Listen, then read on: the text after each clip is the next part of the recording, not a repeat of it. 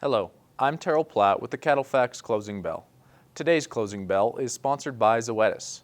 Introducing a breakthrough in cattle deworming from Zoetis, the only prescription cattle dewormer with 2 active ingredients in 1 dose. Meet Valcor, Dormectin, and Levamisole injection. Now you can achieve effective parasite control in 1 product instead of 2. It's never been easier to be tough on tough worms. Get tough today at valcortough.com. Do not treat cattle with Valcor within 15 days of slaughter, not for use in female dairy cattle 20 months of age or older, including dry dairy cows. Not for use in beef calves less than 2 months of age, dairy calves, and veal calves. See full prescribing information at valcortough.com/PI. Futures have staged a solid recovery off the lows marked in early December. The February and April live cattle contracts have added around $15 per hundredweight through Thursday's close. Live cattle futures also closed above the 100-day moving average for the first time since October and have further extended gains early on Friday. Technical targets for the 50 and 618 Fibonacci retracement levels are still intact, which suggests price potential between 179 and 183 per hundredweight for the February contract and 182 to 186 for April. Although slightly above these levels, both contracts left trading gaps and have major swing highs.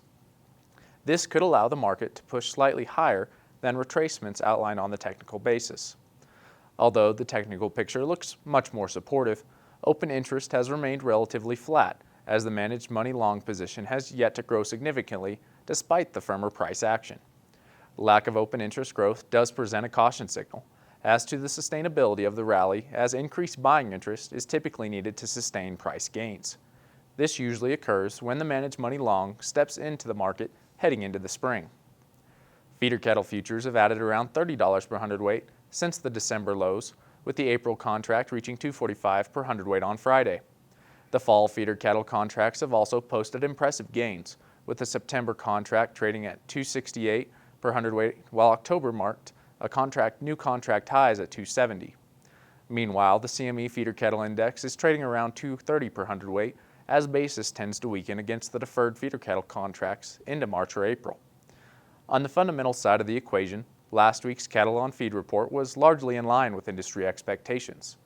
Placements for December were down 4.5% from a year ago. Marketings were down 1%, and the on-feed as of January 1 remained 2% above year ago.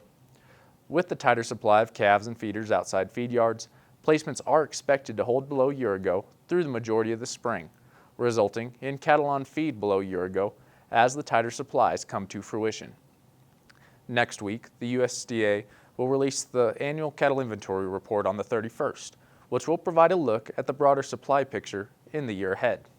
Expectations are for a 500 to 600,000 head reduction in the beef cow inventory throughout 2023 as the liquidation trend remained intact.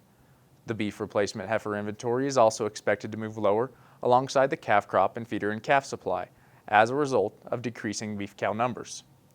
Turning to this week's markets, trade was active in the north, mainly at 175 to 177 live, which is $2 to $4 higher, and 277 dressed, which is $3 higher than last week. Moderate to active trade occurred in the south at 174 to 175 live, 1 to 2 higher than last week.